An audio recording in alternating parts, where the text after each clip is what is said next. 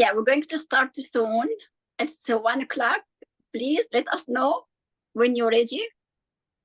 So we can start. We can see that also the prosecutor is here too. Thank you so much for joining us. And the Attorney General office.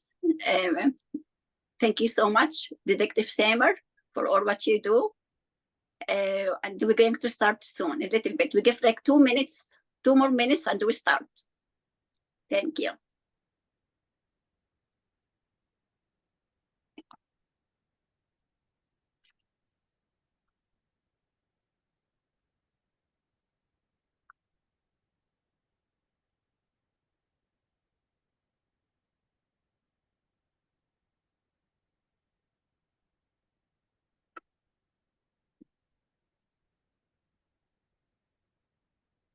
Yeah, I think it's 1:02 now. We can start if it's okay. Detective Samer is okay with you to start now? Okay. Can you hear us? You are muted. Can you hear us? Yeah, you are muted. Yes. Good afternoon. Yes, I can hear you. Thank you for having us. It's a pleasure and an honor.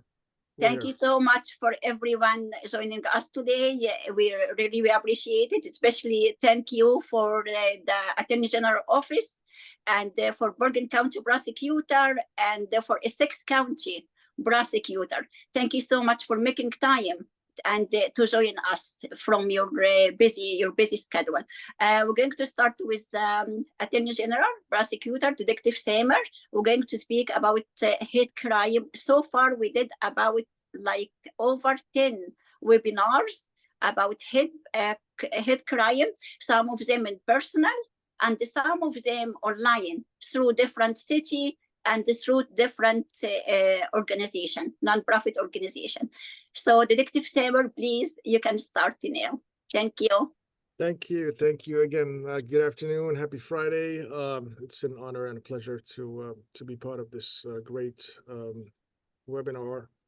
Again, my name is Samer Aboud. I'm at the Attorney General's Office, Bias Crimes Unit, and I have with me Detective Kieran Robinson as well. So real quick, I'll give you a quick brief overview of what we do. We're the AG's Office Bias Crimes Unit, which means we work with all 21 county prosecutors' office bias crimes units, and then we work with all 520 plus police departments in reviewing bias incidents and bias crimes. So how the system works in the state, and I believe Jersey is one of the best states in the nation when it comes to communication and information transfer. So anywhere throughout the state, if a person walks into police or goes online and files a bias incident report, the officer puts it in the system and he submits that report, which gets sent up to the AG's office instantly. According to AG guidelines, the officers or the police departments have 24 hours to submit the bias incident report. Now, that incident report goes to obviously the AG's office, but it also the prosecutor's office gets a copy of that, the New Jersey State Police, Homeland Security, and the FBI. So all 5 agencies instantly receive this bias incident report. So we make sure it's all reviewed and nothing falls through the crack. And then the FBI obviously runs their checks, their name, to make sure, this person is not popping up on another radar somewhere in a different state, committing hate crimes somewhere else. Obviously, because the FBI has a national database versus us. But this is a quick gist of how the bias incident reporting system works. And then obviously we work with all 21 county prosecutors' office. As I mentioned earlier, we have a list and a roster of all bias crimes liaisons, we call them, in every single county. So we pick up the phone, we call them, and then we work together to follow up with these incidents. I have a PowerPoint, so I don't know how much time I have, but it's going to be real brief and real quick. And I can share my screen if that's fine with you. Yes, please. Yeah. You have the whole time, please. Yeah. Oh, okay. Yeah. Take your time. Make sure I am doing it right this time.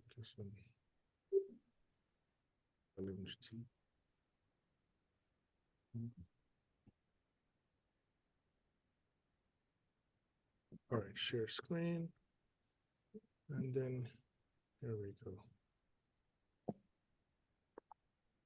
Can you see my screen? Yes. Yeah.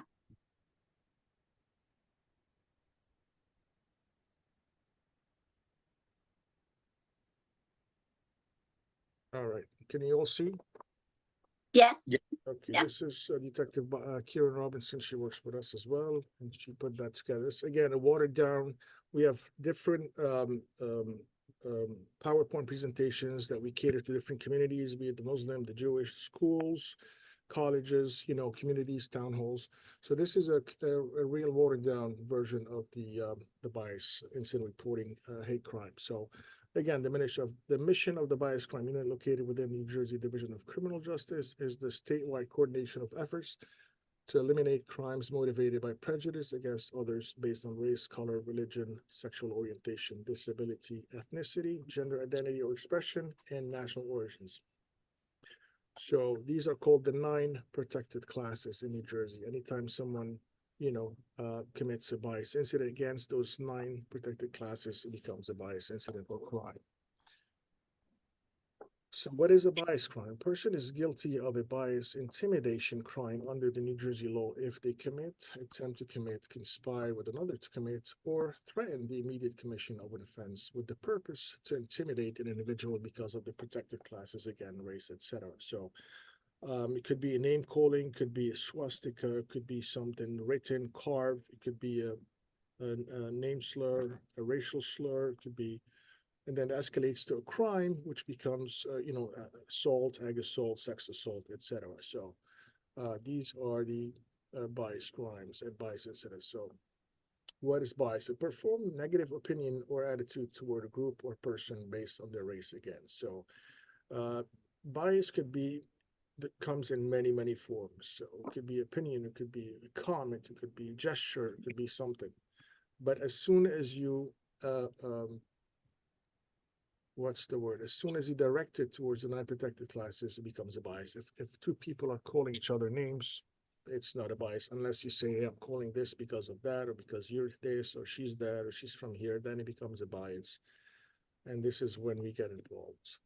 Race is another protected classes, obviously pertaining to physical characteristics, color, skin, eyes, hair, facial features, genetically transmitted by descent and hereditary, which distinguishes them as a distinct division of mankind. Color, we know what color is. Religion is another one pertaining to people who share the same religious belief regarding the origin and purpose of the universe, Catholic, Jews, etc. Ethnicity is another protected class of the same race, national origin, which share common or similar traits, languages, customs, and tradition. Gender, obviously, is also a protected class. Disability is another one, very interesting one. We've seen a lot of those since I've been working bias. People get, attacked because of their disability, and they're bullied, and then, and that's a protected class. Sexual orientation, and we'll go later over the stats, but the LGBTQ community has been attacked, I guess, or targeted, let's put it this way, by bias incidents and bias crime, and it's been on the rise as well, which I'll get to later. Gender identity expression, same thing, having or being perceived as having a gender-related identity or expression, whether or not stereotypically associated with a person's assigned sex at birth, including transgender status. And we've seen a lot of attacks on transgender members of the LGBTQ recently, especially the brown and the black. National origin, obviously, your ancestor, where you're from, and then we'll talk about the unique impact of hate bias crime.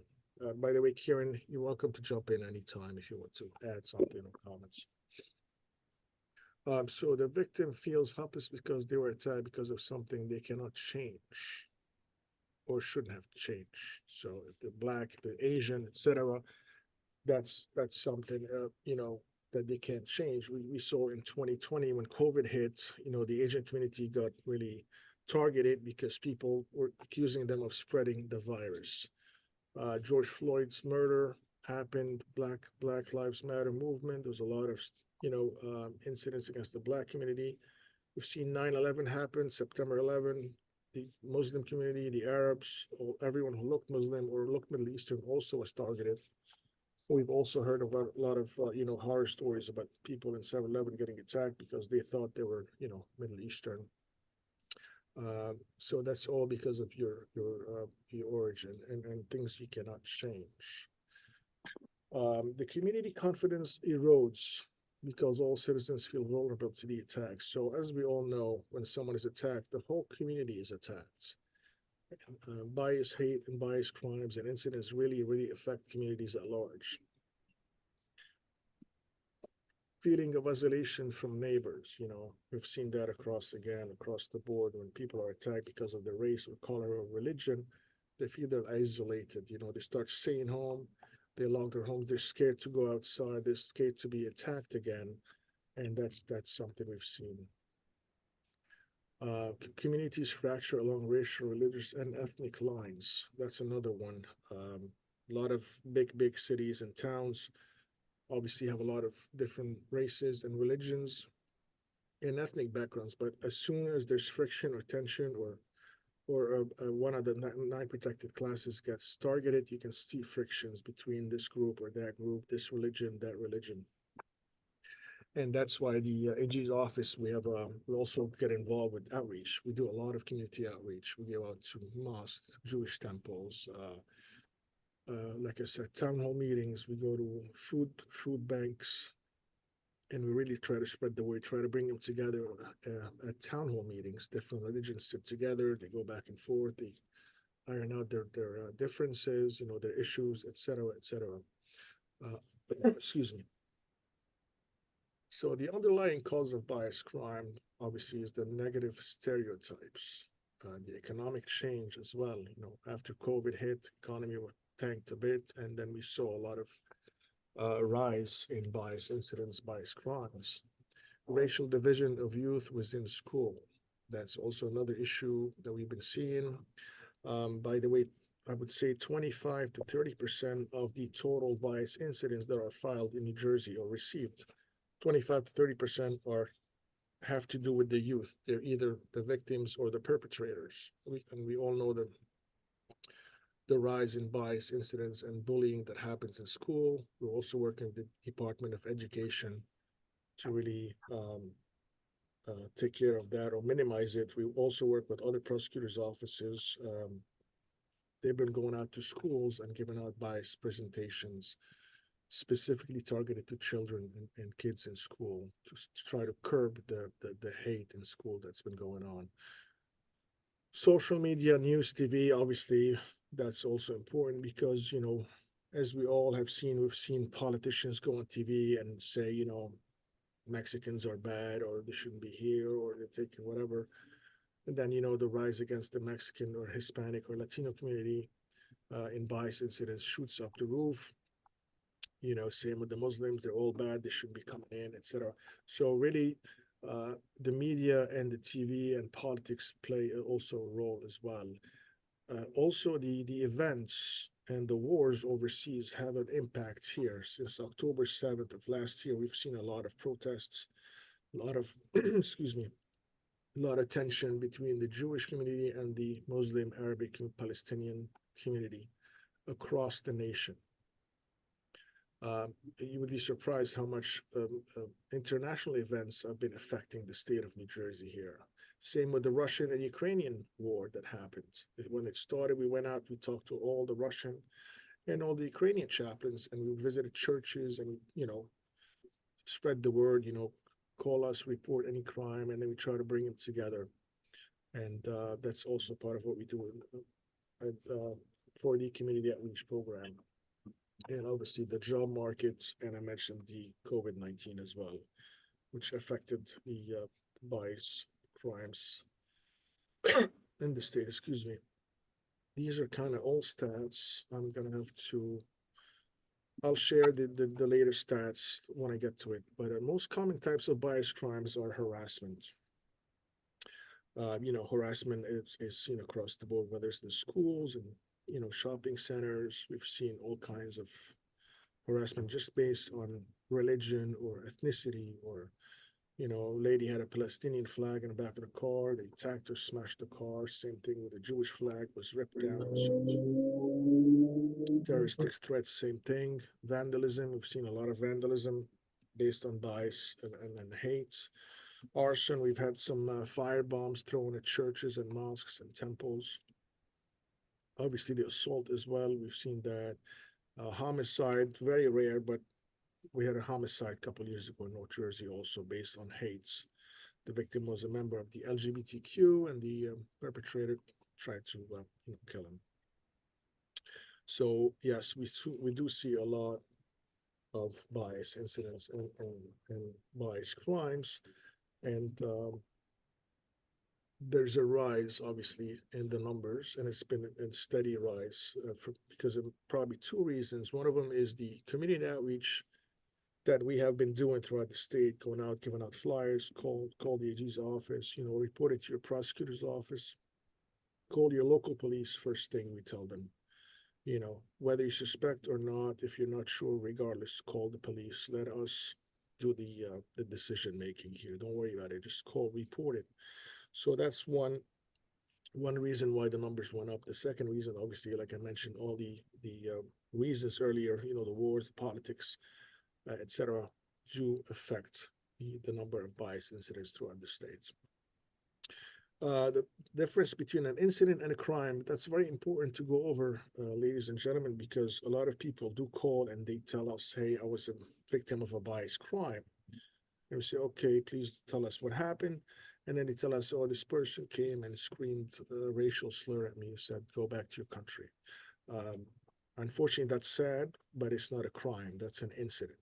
So it gets recorded as an incident. So let me go over the definition real quick. And again, these are all watered down PowerPoints. We have much deeper and much more dissected presentations, but this is a quick one. So a bias incident is an attempted or completed action that is motivated by bigotry and bias regarding a person's non-protected classes. Obviously, name calling, offensive language, etc., graffiti, Islam or whatever, swastikas. These are all incidents.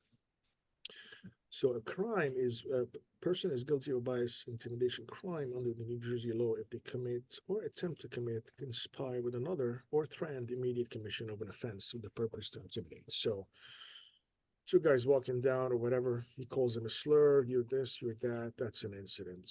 Now, the same person comes walking down, sees whatever, black, Asian, Jewish person, calls him a name, and then punches him. Now, that's a crime, and that is a charge. These are examples, which I just did, but let's go with the reporting a bias crime. So there are multiple ways to report a crime, but the first thing is to call your local police department, obviously. Either call or walk in, and you just give them the report. Give them the date and the time of what happened, where it happened, exact location, so they can go back and do some investigation, check out video cameras and canvass the neighborhood, knock on doors. So the more information we provide to the officer, the more information we can work with when we go to investigate and follow up. Then also be verbatim as to what was said to you. Don't say, oh, he said some, racial slur. Just say exactly what was told to you. And that would be put in quotation in the report, which will help our lawyers and the attorneys in pressing charges or following up. So, and then according to Attorney General guidelines, as I said earlier, the officer has 24 hours to enter that report in the system. He cannot sit on it for a week or a month because, things could escalate. The perpetrator could come back the next day, and we've seen that before. And, they start with the mailbox destruction, then they throw eggs, then it escalates, ended up being a murder at the end. So because this person was scared to report. The other thing, the lack of reporting comes because of the lack of trust in law enforcement entities throughout the states. And that's something law enforcement has been really working hard to forge trust with the local communities. So all the prosecutor's offices have a bias incident unit as well as the AG's office. And we've been going out, like I said, and excuse me, meeting and greeting with local communities and explaining them how to report a bias crime, their rights, and what's available to them. You have the local police, you have the county, and you have the states, and then you have the federal government. The Department of Justice, we work with them very closely. The Human Rights Division, and we also work with the Division on Civil Rights, another state agency under the AG's office that deals with strictly housing and employment. They're not criminal like we are, but if something happens at work, or you not get a promotion, or you're being turned down for a rental, then you call the Division on Civil Rights. We also have a portal online. You go to our portal and then you enter your report, and you can remain anonymous. Not sure if that's here. Yeah. You can remain anonymous, or you can give information to follow up. We can call you back. Like I mentioned earlier, DCR versus DCJ, Division of Civil Rights, works with victims in the housing, employment, etc. We are the law enforcement entity of that. We're both under the Attorney General's office. And then we also have a bias duty phone, 24/7 manned, that you can call. So this is the duty phone reporting in case of suspected or confirmed bias incident that involve homicide, arson, ag assault, sex assault. A law enforcement officer is the alleged perpetrator. The investigation agency shall immediately notify bias crimes unit. So this is more for like law enforcement agencies. So if there's an ag assault, there's an assault or anything like that, the police department has to contact the Attorney General's office immediately. If it's a bias incident, they can report it through the portal. They have 24 hours, but if it's a crime, they have to notify us immediately by calling the duty phone. So this is how quick and how serious we and all 21 prosecutors' offices respond and investigate bias incidents and bias crime and follow up on all reports. Lowe's, I'm not going to go over that. Kieran, I don't know if you're still here. This is the pyramid. You're doing great, Sam. Yes, yes, perfect. All right, so this is the pyramid that has been used by bad people such as Adolf Hitler and Bin Laden. Actually, it starts at the bottom with the ignorance, lack of knowledge. Victims are ignorant. They don't know about the other person's culture or heritage or background. So they kind of start this little prejudice going or bias or hate. There's going to be a new position opening in that unit. Second level, the act of indirect prejudice, feeling about disliked groups discussed with like-minded friends. So in school, you have two bunch of kids, similar race, similar ethnicity, whatever religion. They're being disliked, and they start talking to like-minded friends. Hey, let's look at this or look at her. Or, I don't like him. I don't like her. Let's do something about it. Then it elevates up to the third level. Members of disliked groups are avoided at all costs. So they start avoiding these people. And this is where the lone wolf attacks start. They start isolating themselves and then avoiding others. They start fuming and cooking and working out plans in their head, and they start writing manifestos, etc. Avoidance. The next one is exclusion, acts of discrimination, social privileges, employment, education. We all know. This is a fourth step in the pyramid, the hate pyramid, and then the other one, the one on top, is the acts of violence. So now they're taking a step. They're no longer sitting and talking and isolating. They take a step forward towards bias, hate, and crimes by making acts of violence. They vandalize a place. Hey, I don't like this temple next to me. I don't like this mosque. I don't know what to do in there. I'm ignorant. I'm going to attack it. But throw a bomb in it, firebomb. We've seen chains. We've seen all kinds of stuff. They do riots. They harass them. And then the last one is the arson, genocide, lynching, assassination. This is the peak of the pyramid of hate. So to the right, you can see it starts with fear, lack of knowledge, prejudice, and again, I'm gonna hammer home the fact that bias is hate, bias is ignorance. When someone moves next door, people don't know where they're from, what they eat, they become fearful, they become kind of, bias, prejudice. I don't know what they do. Once you get to know them, get to know what they do, etc., you become friends with them. Not all the time, not always, but this is how fear elevates the prejudice, hate, and then finally the violence, like we've seen on streets and protests and crimes throughout the states. So what can you do if you see something? Say something. Ladies and gentlemen, there's many agencies who are working to protect you, to fight on your behalf, to investigate and to prosecute hate in New Jersey. It's 2024. No one should be living in fear. You know, bias, hate shouldn't exist. The Attorney General's office launched a public service awareness PSA called No Hate in the Garden State. It's $1 million project where we're putting flyers and banners along highways, turnpike, along the buses with the phone number and how to report bias incidents. We're really trying to spread the word, because if we leave these things untouched or unfollowed up on, nothing will stop. If a person gets away once, he'll come back, do it again. If he gets away in school, he's going to do it with his neighbor. But if you stop it, you send them a strong message. Hate is not tolerated in New Jersey. They will learn a lesson. You charge them, you prosecute them, you lock them up, and that will be the end of that. So that's pretty much the word we've been trying to spread out here through investigations and outreach, community outreach. How do I get out? How do I stop the sharing? Okay. Okay, you can keep sharing. That's fine. But anyway, so yeah. If you want to keep sharing, it's fine. If you want to keep sharing the screen, it's fine. But if you go under share and you click stop share, it will be stop sharing the screen.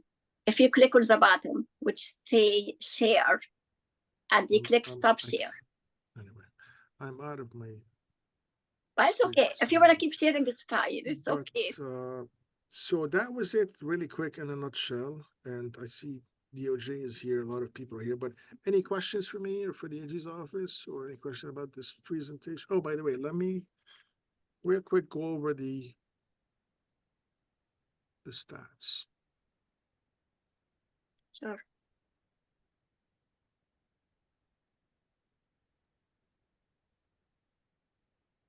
Okay. That's July.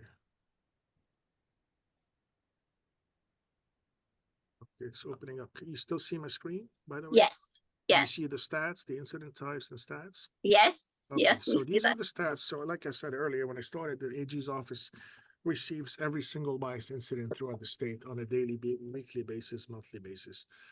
We have, that's July, so a couple months old, but we have analysts who crunch numbers, and they put these numbers and they break them down by, protected classes, or we break them down by county, with the most reporting, the least reporting. This will help us find out, get an idea about the state, what's hot, what are the county problems, town problems, who's reporting a lot, who's not.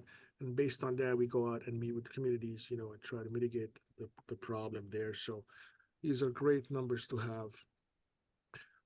So this is the bias test. So they put them in a document for us so we can keep track, but we have different, obviously, stats. But let's go over the numbers. In 2020, we had a total of 1452 reported. Excuse me.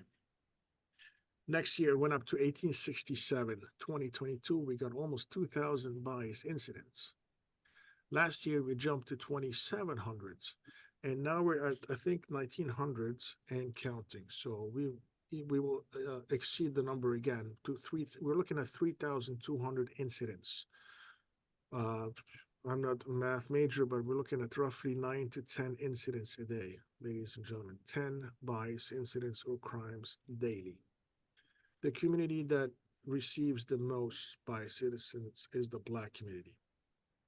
We're at 690 in 2020, 876, 988 in 22, 1,100 last year, and we're going up this year. We'll surpass another 1,200, I'm thinking. So you have the Black community, the second is the Jewish community, and the third is the LGBTQ. These are the three communities that are getting hit the most and the hardest with bias incidents and bias crimes throughout the state. The Jewish community, 300, 350, 450, 700 last year. You see the 25% increase, and now we're at 600 roughly, so we'll surpass again. Let's look at the Muslims, 48, 44, 58, 107 last year, and we're at 94 as of July, but probably more. Does anyone know how many Muslim residents are in New Jersey? Anyone? Not sure, no. No. How about a number? I don't know. Couple million? No, I wish. 320,000. Okay. 320,000, but let's say 320,000 residents of New Jersey are Muslim, but yet we have 58 a year incidents. You think that number is realistic? Does it represent the whole? No. Exactly. 700 Jewish versus 58 Muslim versus 1,100 Black communities. So I'm just saying, there's a lot of, even the Asian is low as well. It's not being reported. They're not being reported. Yeah, because most, actually, the reason why it's not reported, because most of the people, they don't know their rights. And some of them, they are not documented. So they think that if they are not documented and they complain, that will hurt them. But that's the reason also. And sometimes they don't know their rights. Even if they are citizen or documented, they don't know what to do.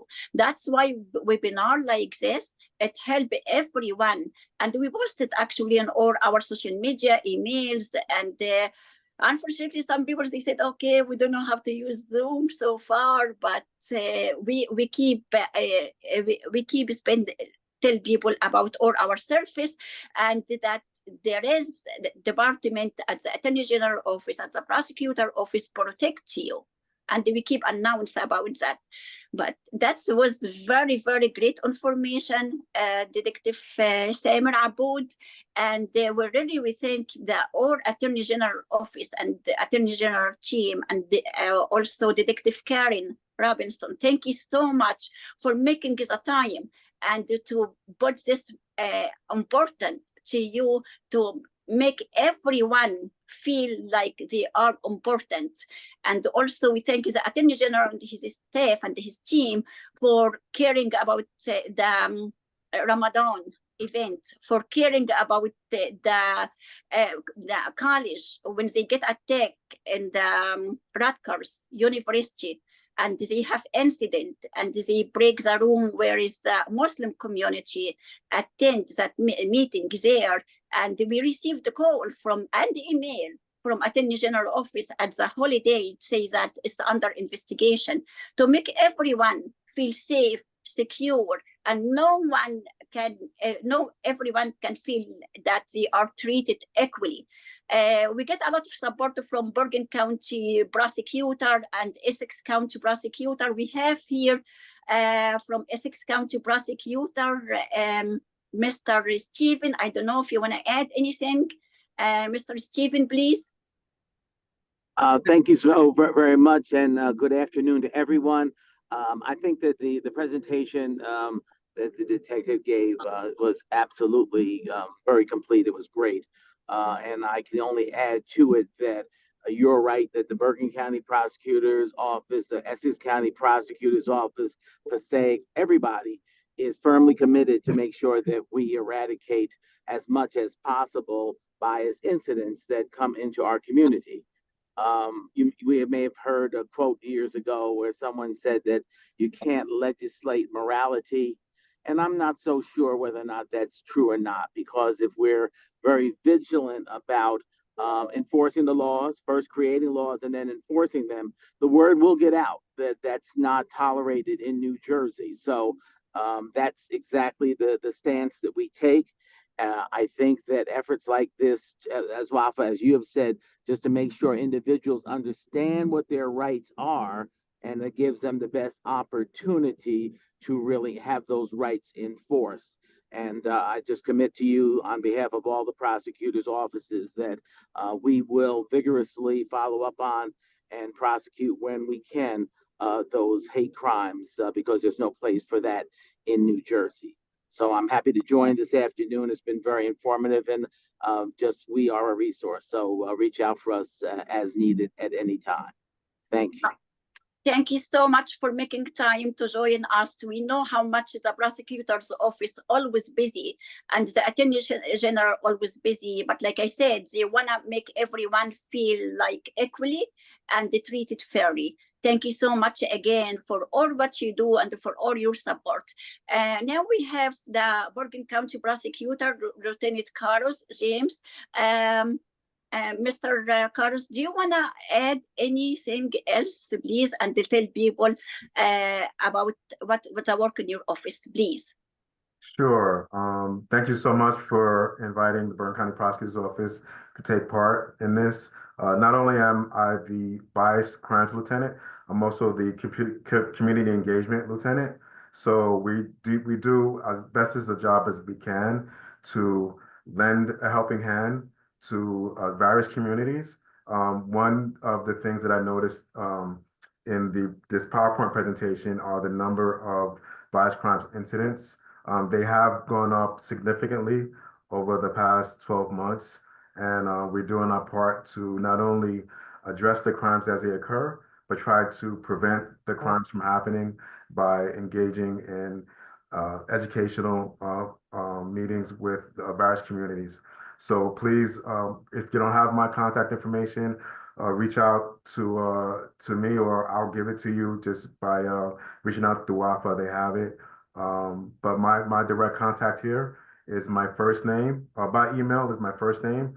First name initial, C as in Carlos. My last name, James, James, @bcpo.net. You can send me an email to inquire about meetings and any issues that your community may have. Reach out to me, and we'll do as best as a job as we can to addressing them. I have a question. Thank you so much. Thank you so much again for everything. Please send our regards to the prosecutor, Marco Mursella, for all what he does for not even for Bergen County Prosecutor, but Essex County, and for everything that he always there for us. Does anyone have any question? Yeah, I have a question. Go ahead, please. This is Nia Roach, with the WAFA organization.